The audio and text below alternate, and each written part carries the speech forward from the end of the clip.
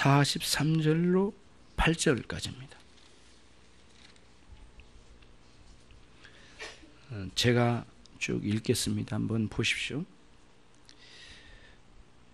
또 내 이웃을 사랑하고 내 원수를 미워하라 하였다는 것을 너희가 들었으나 난 너희에게 이르노니 너희 원수를 사랑하며 너희를 핍박하는 자를 위하여 기도하라. 이같이 한즉 하늘에 계신 너희 아버지의 아들이 되리니 이는 하나님이 그 해를 악인과 선인에게 비추게 하시며 비를 의로운 자와 불의한 자에게 내리심이니라. 너희가 너희를 사랑한 자를 사랑하면 무슨 상이 있으리요? 세리도 그와 같이 아니하느냐? 또 너희가 너희 형제에게만 무난하면 남보다 더 하는 것이 무엇이냐? 이방인들도 이같이 아니하느냐? 그러므로 하늘에 계신 너희 아버지의 온전하심과 같이 너희도 온전하라.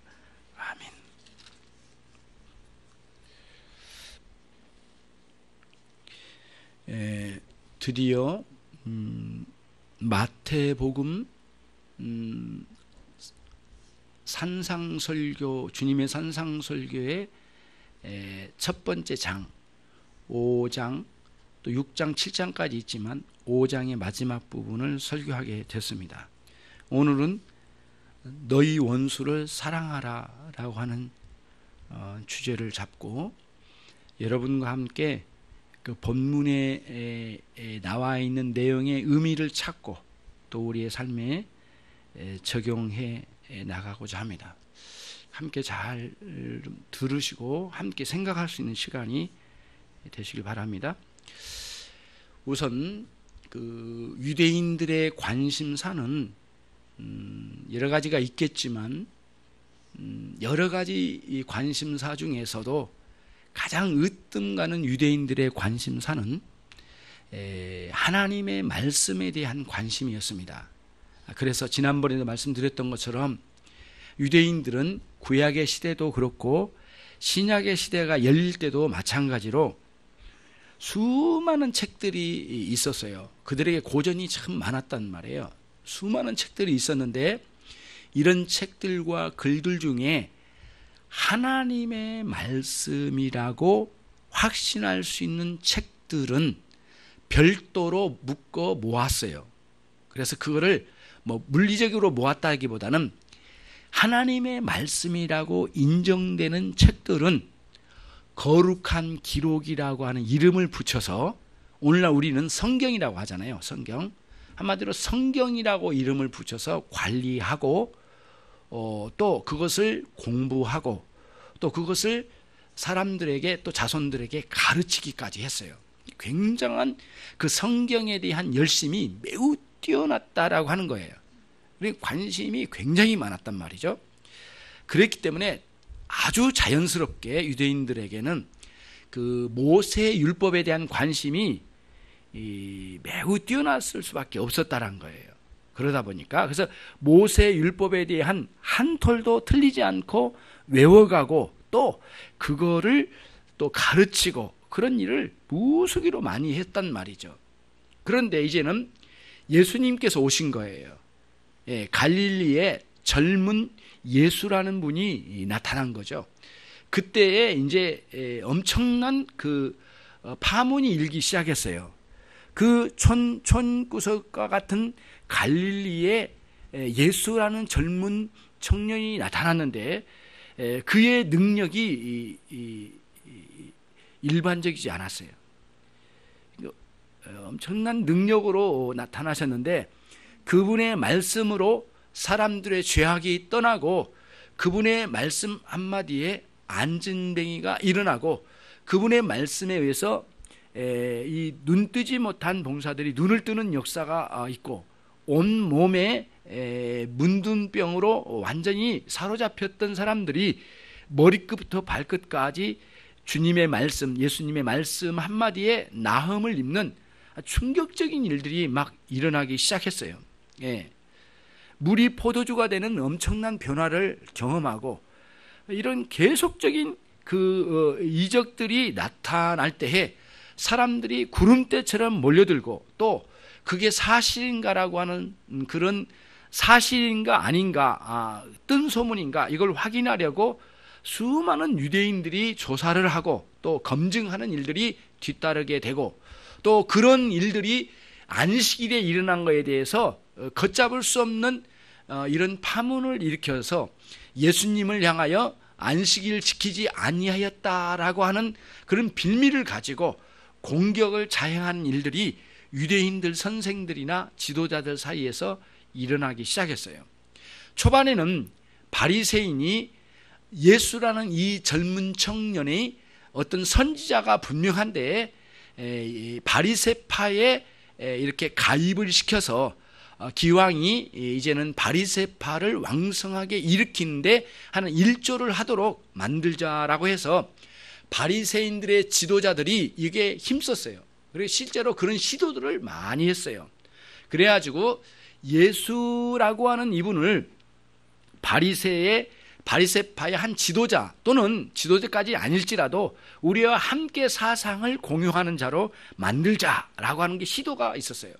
그런데 그런 시도가 이렇게 무참히 무너지고 난 뒤에는 바리새인들이 이제는 자신의 정적 그리고는 바리새파의 적수로 생각을 하기 시작했어요. 그리고는 어느 순간부터는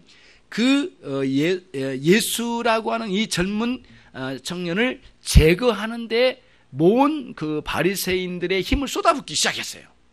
이런 그 변화가 일어나기 이제 시작했죠.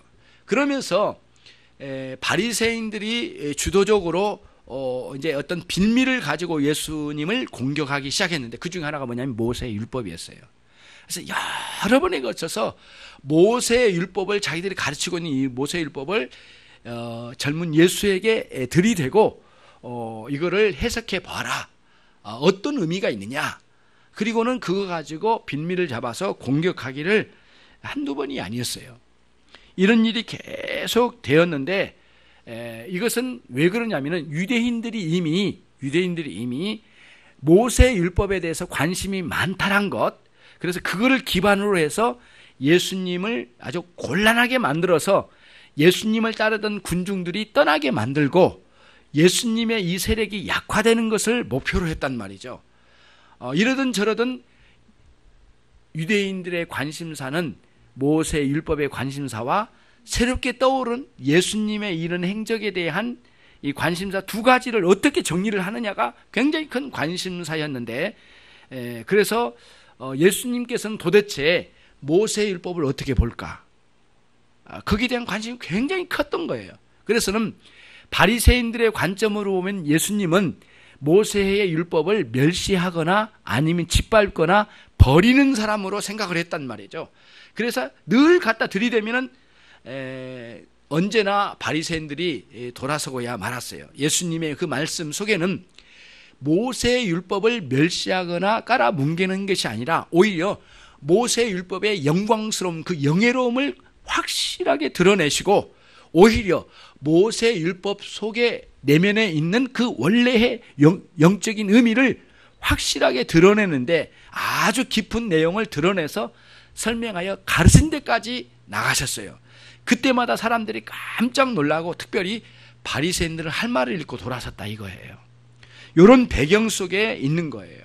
그러면서 예수님께서 이제는 여기에 율법을 구체적으로 이제는 예수님 작심하시고 말씀을 가르치는데, 말씀을 가르치실 때는 모세 율법을 예를 들어서 하나, 둘, 셋, 넷, 다섯, 여섯, 오늘 여섯 번째로 원수를 사랑하라 라고 하는 말씀으로 그 전에 있는 모세 율법의 잘못된 해석을 수정하시는 마지막 여섯 번째 말씀으로 수정하여 가르쳐 주신 내용으로 오늘 여기까지 오게 된 거예요. 그래서 첫 번째가 뭐였냐면은 살인하지 말지니라, 간음하지 말지니라, 그 다음 거짓 맹세하지 말지니라, 헛된 맹세하지 말지니라, 그 다음에 눈은 눈으로 이는 이로 이렇게 원수를 복수하는, 원수에게 복수하는 그 복수심에 불타는 그런 마음의 태도로 가는 것, 주님께서 이거를 거부하셨어요. 그리고 오늘 여기에 원수를 미워하라고 하는 그런 말씀을 너희들은 배웠으나 나는 너희들에게 말한다. 원수를 사랑하라. 이렇게 말씀하셨어요. 오히려 그리고 구체적으로 너희를 핍박하는 자를 위하여 기도하라고까지 말씀해 주셨어요. 이렇게 이제 우리 주님께서 하나하나 모세의 율법에 이렇게 근거해서 유대인들이 지금 잘못 모세의 율법을 이해하고 있는 것을 또는 바리새인들이 잘못 가르친 것을 이렇게 바꾸시고 새롭게 수정하여서 고쳐주셨어요. 그러면서 예수님은 모세의 율법의 겉으로 드러난 내용으로만이 아니라 그 내용 안에 깊이 들어있는 영적인 의미까지 정확하게 들춰서 해석하여 가르쳐 주셨어요. 그런 방식으로 주님은 6번째 율법에 대하여 꾸준히 이렇게 오시다가 마지막 여기서 말씀해 주셨어요. 그러면 가르쳐 주신 것이죠. 그러면 43절을 우리 같이 함께 읽어보도록 하겠습니다. 시작. 또 내 이웃을 사랑하고 내 원수를 미워하라 하였다는 것을 너희가 들었으나. 읽겠습니다.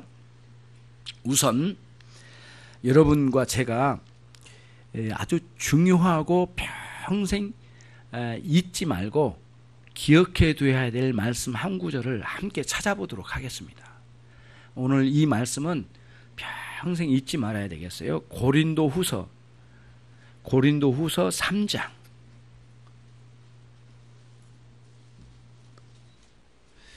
고린도후서 3장 6절 말씀입니다. 3장 6절 고린도후서 3장 6절 말씀.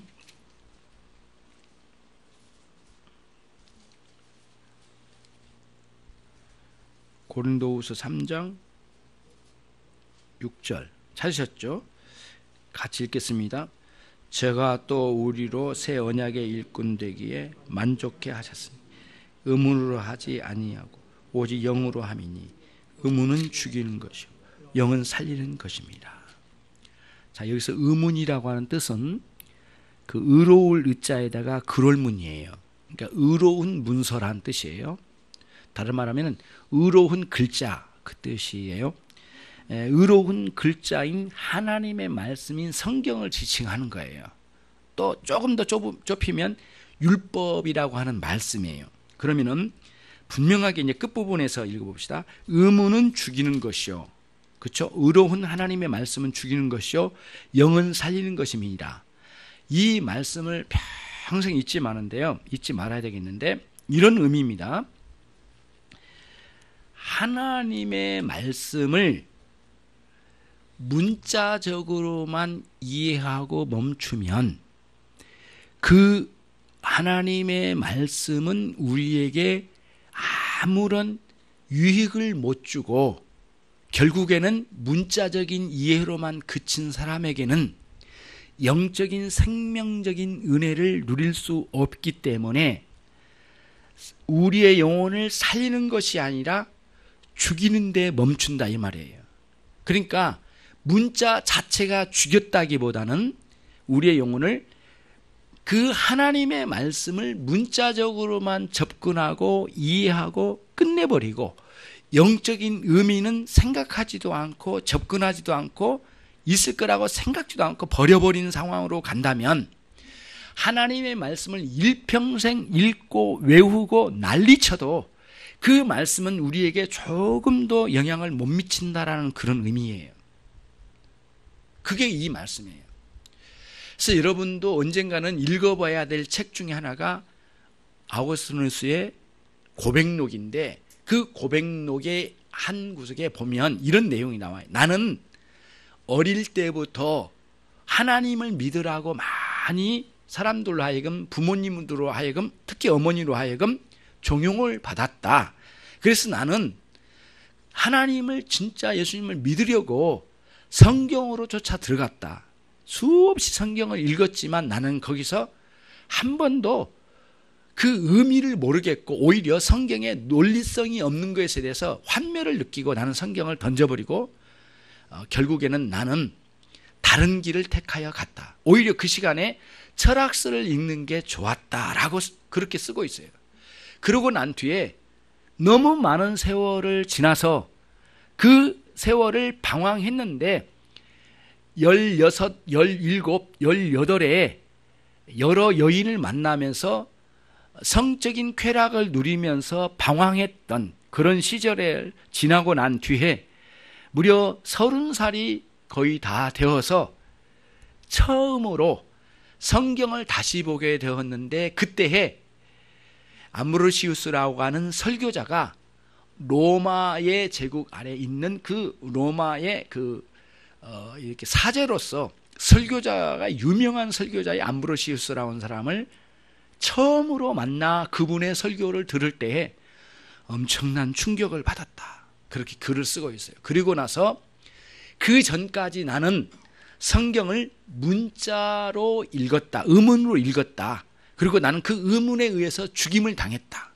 내 영혼은 죽임을 당했다. 그러나 처음으로 암브로시우스의 그 설교 속에서 큰 충격, 타격을 받고 영적으로 하나님의 말씀 성경을 읽었어야 됐다라는 사실을 그때서야 알았다. 그리고는 처음으로 성경을 새롭게 읽기 시작했는데 그때에 내 영혼이 살아난 것을 경험했다, 이렇게 글을 쓰고 있어요. 대충 완전히 외운 건 아니지만 대충 이렇게 제가 어느 정도 기억하고 있는 내용을, 어거스틴의 그런 글을 지금 말씀드린 거예요. 그러면 여러분과 제가 잘 이해된 이 고린도전서 3장 6절 말씀은 바울 사도가 쓴 글이거든요.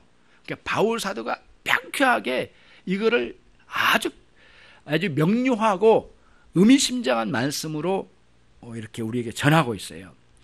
고린도전서 8장 1절은 이런 말씀이 있어요. 지식은 우리를 교만하게 만들고 사랑은 우리를, 그러니까 교회의 덕을 세우느니라, 이렇게 돼 있어요. 다시 말씀드릴게요. 지식은 우리를 교만하게 하고 사랑은 덕을 세우느니라. 이게 고린도전서 8장 1절 끝부분에 이렇게 돼 있어요. 그러면 그건 굉장히 의미 있는 말씀인데 뭐냐면은, 앞에 교만하게 만드는 지식이라 함은 사랑 없는 지식을 말하는 것이고요, 뒤에 있는 사랑이라 함은 단순한 사랑이 아니라 참된 지식을 가지고 있는 사랑은 덕을 세우느니라, 이런 의미예요. 그러니까 그냥 그걸 그대로 읽으면은 이해가 잘 안 돼. 그래서 오늘 또 마찬가지예요. 오늘 같은 맥락에 그런 어법을 쓴 거예요. 그래서 의문은 죽이고, 그쵸, 오늘 영은 살리느니라.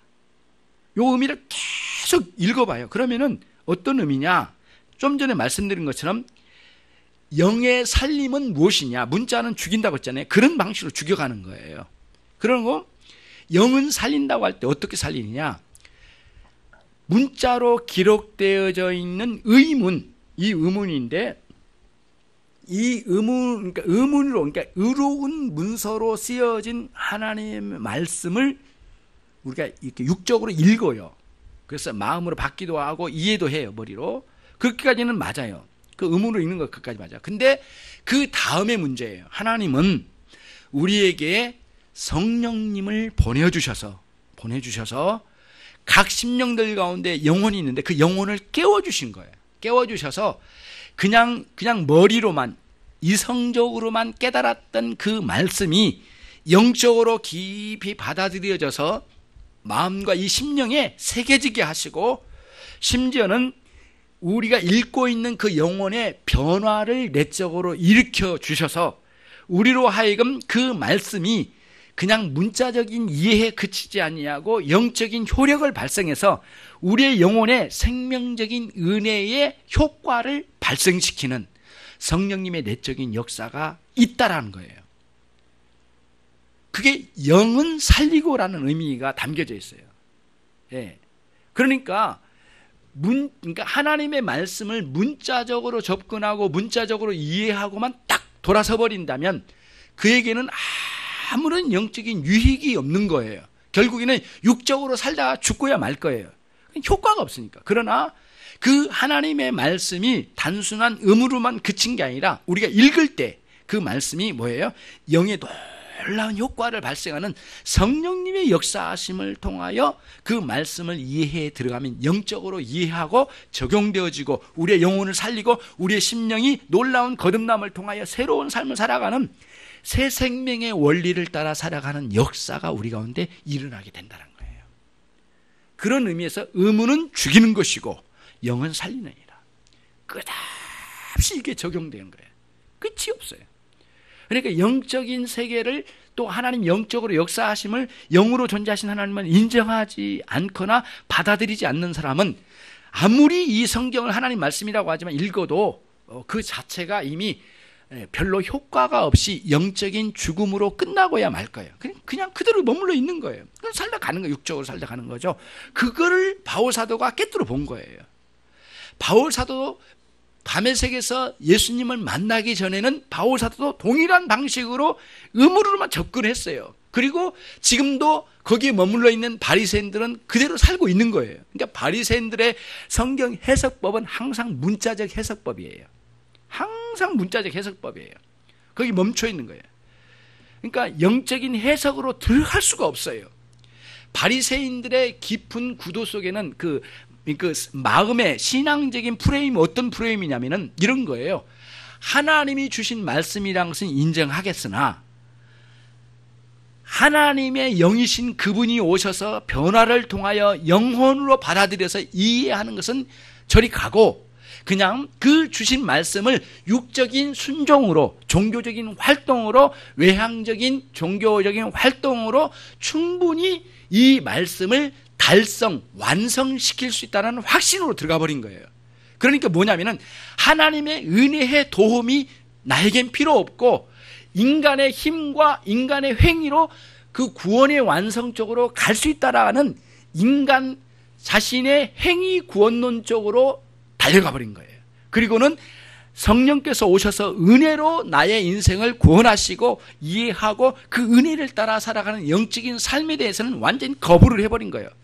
그래서 성령을 따라 오신 예수님까지 거부를 해야만 바리새인들의 교리가 섰던 거예요. 바리새인 교리를 세우고자 하면은 행위 구원론이니까 믿음의 구원론은 거부해야만 그들의 교리가 세워졌던 거예요. 그래서 반드시 바리새인들은 예수를 제거하지 않으면 자기의 종파를 유대인들 가운데 세워놓을 수가 없었던 거예요. 예수를 받아들이기만 끝장이에요. 물러설 수 없어요. 그래서 종교적인 이 결투 속에서 그리스도와의 만남 속에서 자기는 싸워가야 돼. 그리고 그리스도를 죽여야만 돼. 그래야만 행위 구원론이 입장이 세워진 거고 자기 세력이 세워진 거예요. 그리고 그것을 그들 나름대로는 성공을 이뤘어요. 예수를 십자가에 못 박아서. 이게 하나의 유대인 선생들이 가지고 있는 그런 구도였어요. 그러니까 필사적으로 예수를 죽이지 않으면 안 됐어요. 어떻게 하든 죽였다야만 됐던 거예요. 그래서 예수님이 오셨을 때에 인간의 스스로의 힘으로 구원을 얻는 행위 구원론과 오로지 하나님을 의지하여 그분이 오셔서 인간을 구원해 주셔야 하는 은혜의 구원론, 믿음으로 말미암아 구원을 얻는 그 구원론과의 싸움이 유대인들 팔레스타인에 일어나게 됐던 것이에요. 요 배경이 복음서의 배경이고 요 배경이 바울 사도가 신앙생활을 했던 배경이었어요. 엄청난 바울 사도는 엄청난 전환이었어요. 그렇죠? 이쪽에서 이쪽으로 넘어오기까지는 엄청난 장벽, 그리고 바리새인들의 교리를 허물고 넘어온 사람이에요. 그러니까 바울 사도를 죽이지 않으면 또 안 되는 거예요. 그래서 바울 사도를 죽이려고 40여 명이 3일 동안 금식하면서 단도, 립본도 같은 이 단도를 몸에다 품고 내가 바울을 죽이지 않으면 먹지 않으리라 라는 사람 40명이 매복하고 있었대요. 바울 사도 조카가 이걸 살짝 일러줬어요. 오늘 그 길로 자택으로 돌아가면 큰일 납니다. 그래서 바울 사도가 집으로 돌아가진 않았어요. 그래서 재판석에서 그 자리에서 즉석에서 항고를 해버려요. 그래, 왜냐하면 그냥 놔두면 풀어주거든요. 이렇게 일단 풀어주면 나가야 되잖아요. 나가면 집으로 가야 되잖아요. 갈 데가 없잖아요. 그러니까 자기가 감옥소에 그대로 자기 몸을 놔둬버린 거죠. 항고를 해서. 그래서 자기가 어디까지 가요? 로마까지 가는 그런 이유가 거기서 있었던 거예요. 이런 관점이에요. 그래서 유대인들 선생이라고 하는 바리새인과 서기관들은 기본적으로 하나님의 말씀 거룩한 기록이라고 하는 성경을 어떻게 해석했냐? 문자적으로 해석하고 인간의 힘으로 그거를 실행하여 완성시켜 가고자 하는 인간 행위 구원론 쪽으로 달려갔다 이거예요.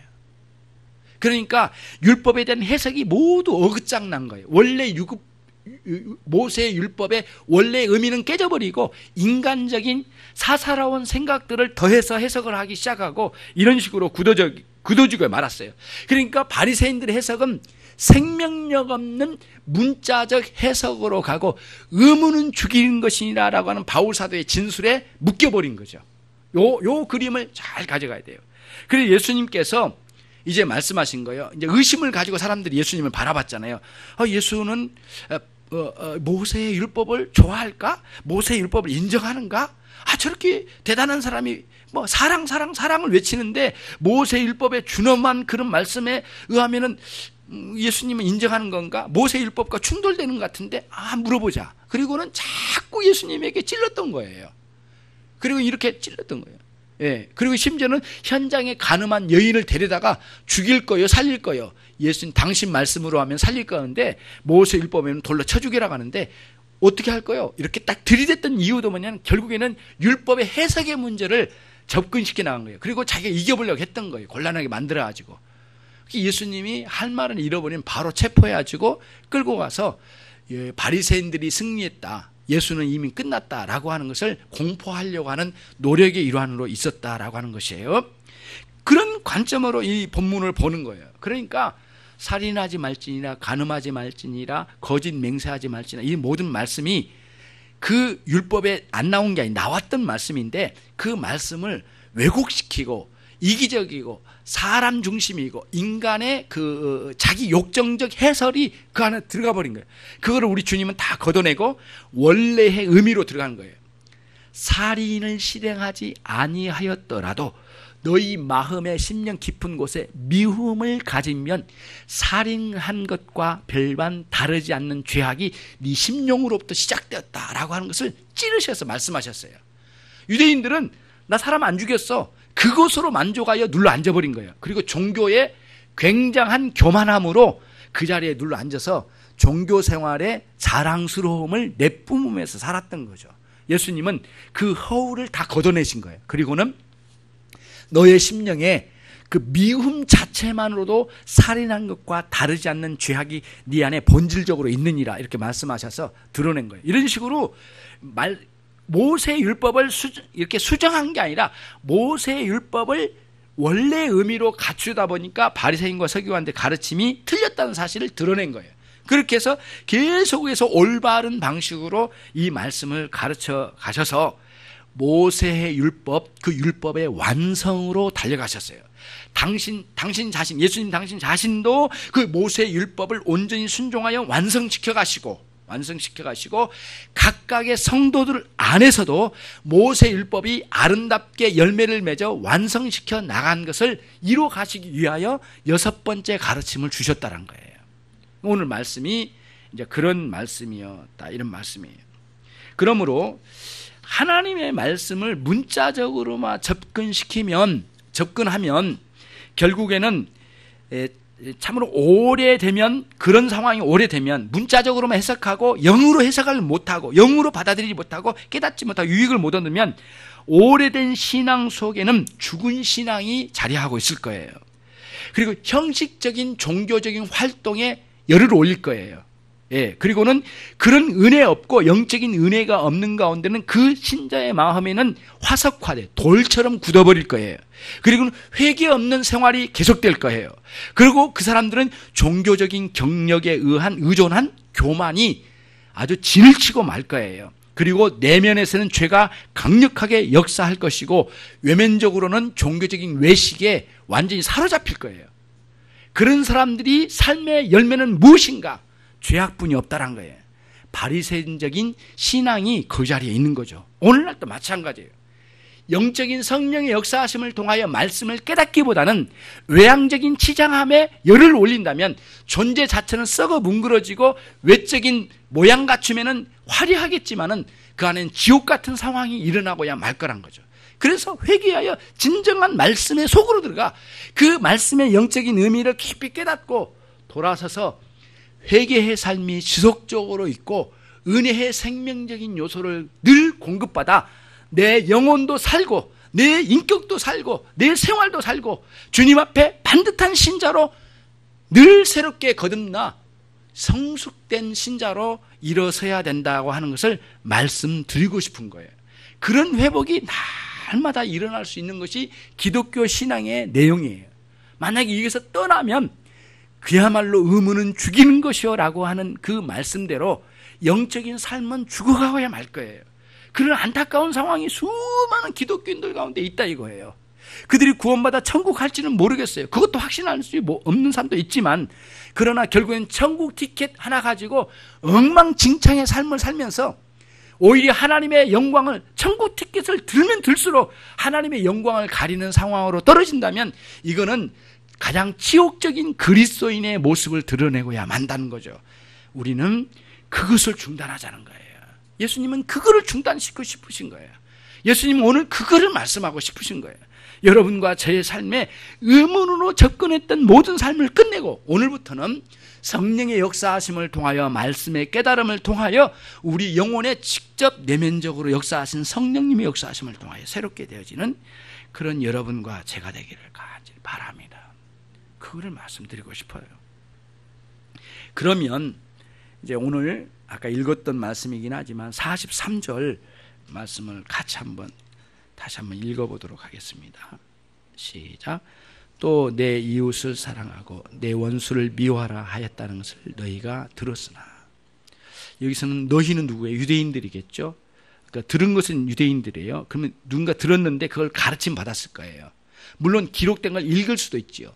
그런데 정말 놀라운 거는 오늘 43절, 그 전에 있는 율법의 예는 그러지 않았습니다. 근데 유난히도 43절에서만 왜곡시킨 부분이 너무 뚜렷해요. 뭐냐면은 거기 두 개가 합쳐졌죠.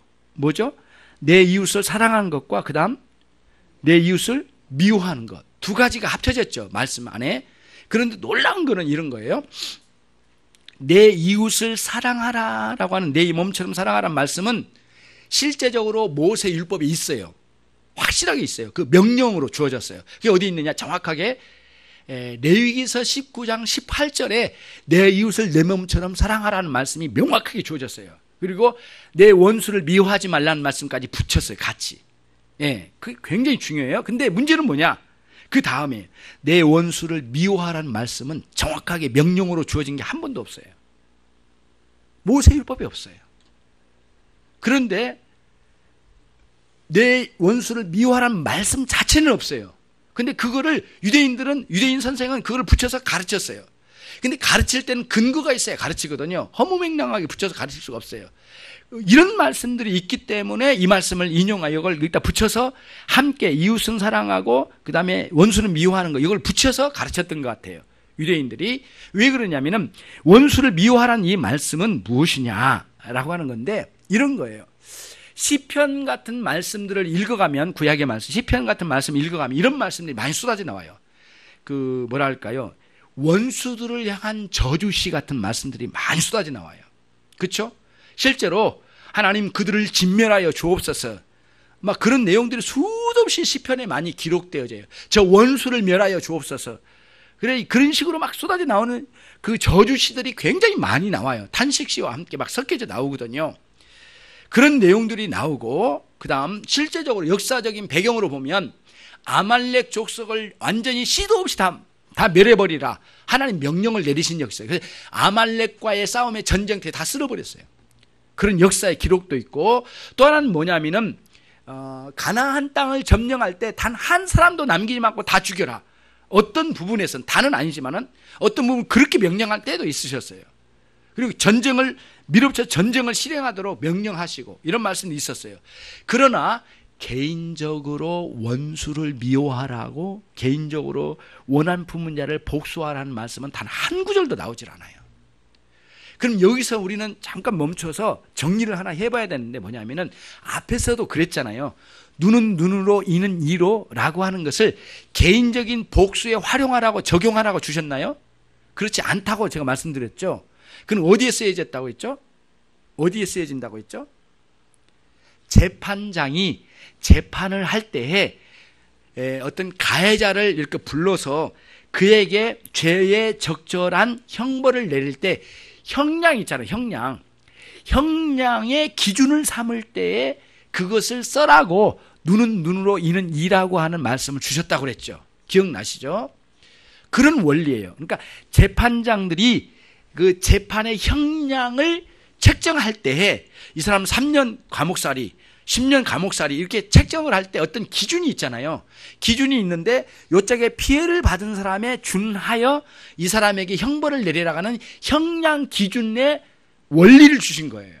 그거는 눈은 눈으로 이는 이예요. 그러니까 그거를 개인적으로 갖다가 써가지고 적용해가지고 나에게 이만큼 다치게 했으니 나도 그만큼 다치게 해야 될 거야. 이렇게 하지 말고 그 사람들을 데려다가 어디로 가지고 가요? 재판장 앞으로 끌고 와서 재판장에 의해서 재판을 받을 때 그런 아주 억울하지 않게 재판 형량을 내려서 그에게 형량을 내려서 벌을 가해라. 형을 가해라. 라고 하는 방식을 줬다고 그랬잖아요.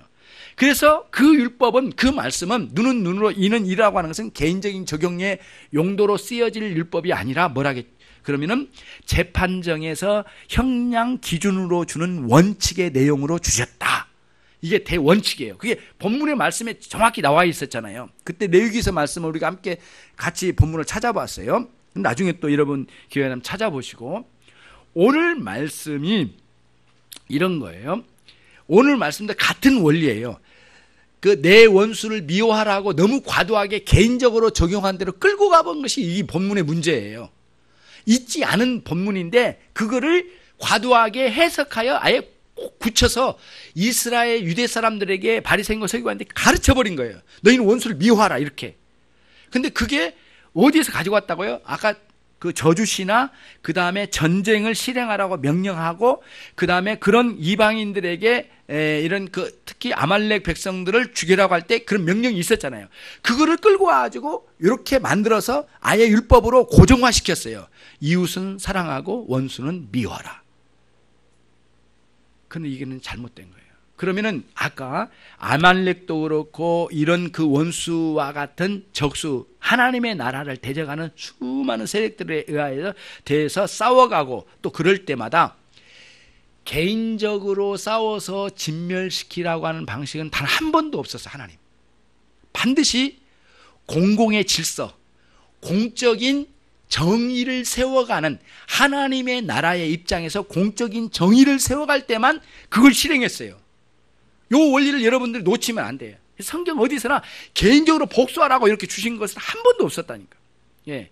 그 구약에 나와서 뭐 가나안 땅을 진멸해라, 아말렉을 진멸해라, 이건 모두 하나님의 나라, 하나님께서 정의로우신 하나님이 판단하에 공적인 공의로운 정의를 세워가는 입장에서만 명령을 내리신 거예요. 그거를 개인적으로 가서 없애버리라, 개인적으로 복수하라, 단 한 번도 그렇게 주신 적이 없어요. 그래서 시편 기자의 내용은 뭐냐? 시편 기자가 그 저주시를 썼던 것이 더 확실해. 그걸 확증해. 뭐냐면은 자신이 복수할 것 같으면 뭐하러 기도를 하고 자신이 그 일을 해결할 것 같으면 뭐하러 하나님께 호소하겠냐고요. 그게 뭐냐면은 하나님이요, 저 수많은 죄악의 죄인들, 저 불의한 자들을 멸하여 주십시오라고 하는 것은 뭐냐면 당신의 하나님의 공의의 기준을 통하여 그렇게 하십시오라고 하는 호소였어요. 나는 직접 가지 않아야겠나이다. 나는 그들을 내 칼로 죽이지 않아야겠나이다. 그런 정신이 올바른 신앙을 가진 사람들 속엔 다 있었어요. 대표적으로 다윗이 굴 속에 숨어 있을 때에 자기 밑에 이렇게 예하의 그 장군들과 함께 굴 속에 숨어 있었잖아요. 근데 사울왕, 다윗의 목을 자르려고 쫓아다니는 사울왕이 쫓아오다가 지쳐가지고 그 굴 속으로 들어왔잖아요. 근데 너무너무 쫓아오다가 지쳤어. 예. 연세가 많아서 그런가? 알 수 없어. 아무튼 지쳤어요. 그래가지고는 들어놓고 잠자고 있어요. 그래서 옷자락을 가지고 이렇게 다윗이 뒤에서 숨어가고 있는데 그 옆에 있는 장군들이 뭐라 해요? 빨리 가서 목을 베읍시다. 막 이렇게 다윗에게 막 그 작은 목소리로 이렇게 했을 것 같아요. 아니면 소리를 안 내고 흔들어가지고 이렇게 합시다. 이렇게 했을 것 같아. 계속해서 안 된다.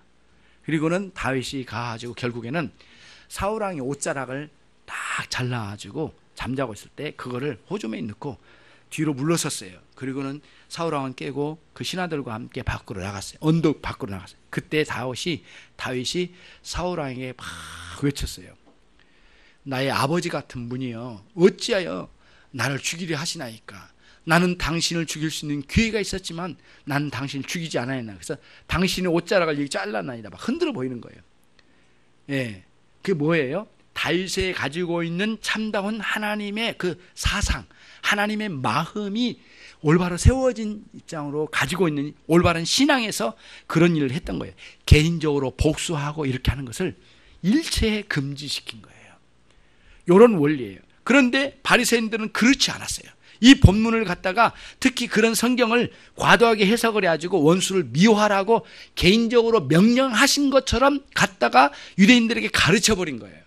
거기다가 내 이웃을 사랑하고 이렇게 붙여서, 이게 정말 잘못된 문자적 해석에다가 왜곡시킨 해석이 돼버리고야 말았다라는 것이에요. 예수님 이거를 바꾸신 거예요. 그리고 또 하나 우리가 여기서 생각해야 할 중요한 것은 뭐냐면은, 유대인들이 가지고 있는 생각의 프레임 중에 하나가 뭐냐면은, 이웃이라고 하는 사람이 누구냐 이거예요. 유대인들에게 이웃은 다른 사람이 아닙니다. 유대인들 민족 전체가 이웃이고, 그 다음에 이웃 밖에는 모두 원수라고 생각했어요, 유대인들이. 그러니까 여기서 보면은 43절에 나와 있는 이웃을 사랑하고 원수를 미워하라, 이 구도는 무슨 말이에요? 우리 민족끼리는 사랑하고 외국의 이방인들은 모두 미워하라는 그런 구도 속에다가 사로잡혀 버린 거예요. 그거를 민족주의를 부추겨가지고, 민족주의 사상을 부추겨가지고 유대인들을 선동시킨 거예요. 하나님의 말씀에 하나님의 사상이 아니야. 인간적이고 민족주의적인 사상으로 이거를 갖다가 유대인들을 막 들쑥이는 거예요. 그래서 유대인들이 민족주의자의 아주 왜곡된 민족주의자가 다 돼버린 거예요. 하나님을 바르게 섬긴 게 아니라 하나님의 말씀을 가지고 이게 문자로 죽임을 당하는 상황이 오게 된 거예요. 바리새인과 서기관들이 그 짓을 한 거예요. 우리 주님은 그거를 가로막으셨어요. 아니다, 이렇게 말씀하시고 오늘 말씀을 이제 가르쳐 가신 거예요. 그리고 예수님께서 너희는 이렇게 배우고 이렇게 하고 있지만 나는 이렇게 말하겠다 라고 말씀하시면서 44절을 말씀해 주셨어요.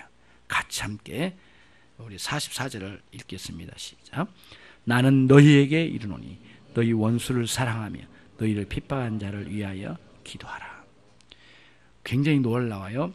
원수를 미워하지 말라고 하는 수준이 아니에요. 아주 높은 경지로 우리를 이끌어내셔요. 주님이 뭐라고 하세요? 원수를 사랑하고 나를 핍박한 자를 위하여 기도하라 라고 말씀하셨어요. 예.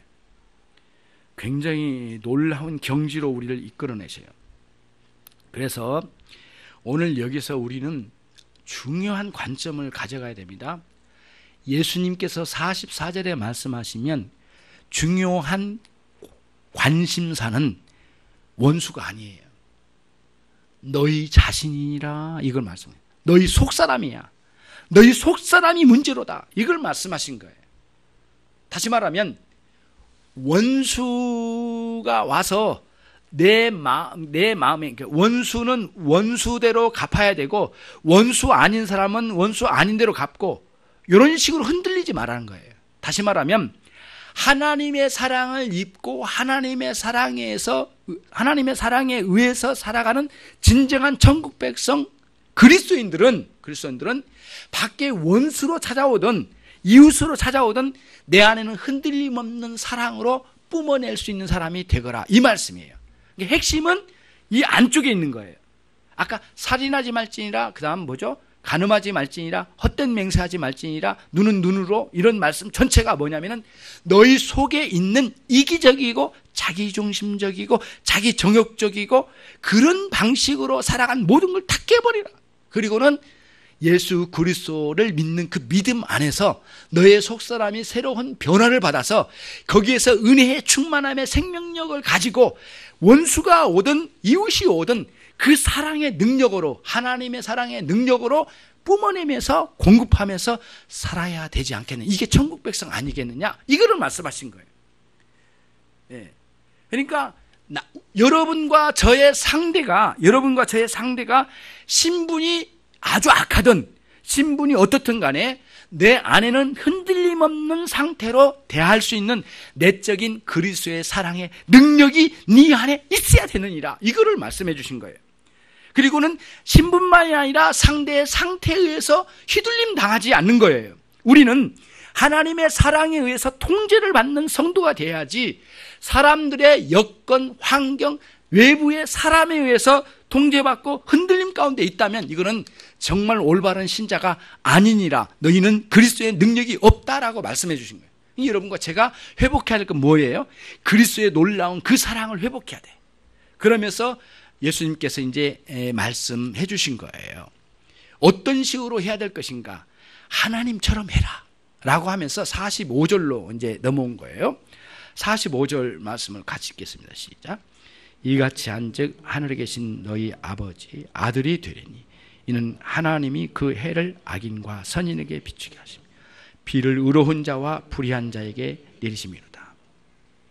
하나님께서 악한 자나 선한 자나 모두 그들에게 햇빛을 내리고 비를 내려서 농사 짓고 먹고 살도록 일반적인 은혜의 차원의 일반적인 사랑을 베풀어 주시지 않느냐.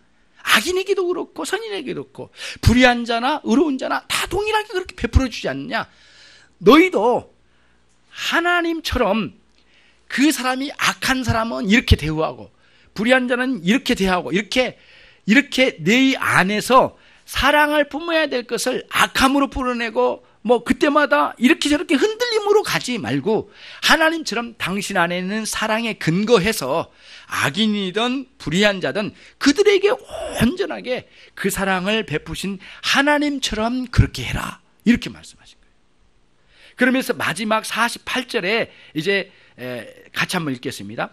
그러므로 하늘에 계신 너희 아버지의 온전하심과 같이 너희도 온전하라. 그러니까 그냥 뜻도 없이 밑도 끝도 없이 온전하라는 말씀이 아니에요.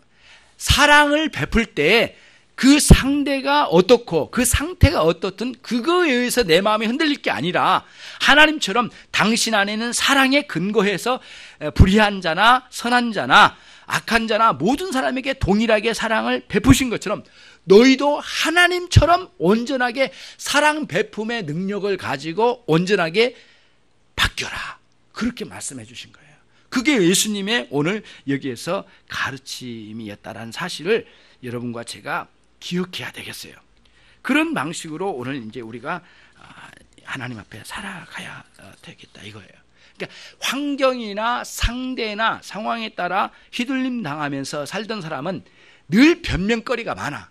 그 인간이 그래서, 남편이 그래서, 그 아내가 못되게 굴어서, 자식이 말을 안 들으니까 자꾸 이렇게 가는데 그거는 뭐를 말하냐면 그리스도의 사랑의 능력이 내 안에 없어요 라고 하는 고백밖에 안 돼. 그래서 그런 차원에서 여러분과 그리스도를 제대로 만나서 바뀌어져야 되겠어요. 그러므로 말씀을 정리합니다. 중대한 원리가 우리 안에 주어져야 되는 게 뭐냐면 하나님의 사랑의 원리로 내 마음과 인격이 새롭게 바뀌어져야 돼. 새 생명의 원리를 따라서 하나님의 사랑에 의해서 작동되는 내면의 세계를 가져야 돼. 그리고 난 다음에 내 안에 있는 옛 본성 있잖아. 옛사람의 본성, 부패한 옛사람의 본성이 죽어져야 돼. 그리고 그 옛사람의 본성으로부터 초연해져야 돼. 초연이 무슨 뜻이냐면은 현실적인 상황에서 벗어나라. 초연이에요. 상황이나 현실에도 아랑곳하지 않고 의연한 마음의 태도, 마음의 자세를 갖춰 보통의 수준에 머무르지 않고 뛰어난 하나님의 수준으로 뛰어넘어서 그거를 대체하는 것이 초연이에요. 내 자신 안에는 부패한 본성으로부터 초연이에요. 굉장히 중요해요. 아니 이렇게 생각하면 안 돼요. 사람이 왔어요. 이 사람이 오면 그런 사람의 또 초연이 아니에요. 내 자신 안에는 악한 본성으로부터 초연해서 자기 자신으로부터 변화가 일어나야 돼. 그래서 이 본문은 이제 앞으로 가는 게 마태복음 5장 1절, 2절, 3절부터 시작되죠. 팔복의 말씀 있잖아요. 심령이 가난한 자는 복이 있나니 하나님을 향하여 가난함이에요. 내가 저 사람 복수 못해서 가난함이 아니에요. 내가 저 사람 미워서 가난함이 아니에요. 하나님의 사랑이 갈급해서 가난함이에요. 그런 사람들은 천국이 저희 것이다. 이렇게 말씀해요. 애통한 자는 복이 있나니 위로를 받는데요. 내 안에 초연해지지 않고 옛 본성이 죽어지지 않음으로 인하여 통곡하며 울며 회개하는 자리에 가는 거예요. 그 사람은 그 놀랍도록 나에게 죄인함의 능력을 주셔서 위로해 주실 거예요. 그게 이제 팔복의 말씀이 이것과 연결이 같이 되는 거예요. 그래서 마태복음 5장은 천국 백성들이 꼭 소유해야만 하는 내적인 능력을 말해요. 이거는 저와 여러분이 일생 동안 꿈꾸면서 살고 또 그거를 갈망하고 실제로 그것을 경험하면서 매 주일마다 은혜 받으면서 한 발짝 한 발짝 성숙하면서 살아가는 거예요. 단순히 키만 자라면 안 돼. 아무리 자라도 여기까지밖에 안 자랐잖아요. 이게 안 돼. 내적인 성숙은 계속해서 성숙해 갈 수가 있어요. 아무리 우리는 가진 것 없고 많이 못 배웠고 많은 것 갖추지 못했다 할지라도 그리스도의 놀라운 사랑의 능력이 충만하게 있다면 성령님께서 여러분들에게 그 의문으로만 돌아다니던 말씀이 이제 여러분 속에 들어와서는 그 의문의 말씀이 성령의 영으로 살리는 말씀으로 이를 새롭게 하실 거예요. 그러면 이와 같은 사람이 될 거예요. 예수님께서 예를 듭니다. 한 3가지 들고 말씀을 정리하는데요. 예수님께서 그 방식으로 사셨어요. 사도들도 그래요. 예수님께서 십자가에 달리셔서 십자가에 달린 채로 말씀하신 내용이 7마디입니다. 그래서 가상칠언, 그러니까 십자가 위에서 7마디. 근데 모두 기도의 형식으로 대부분 주어졌어요.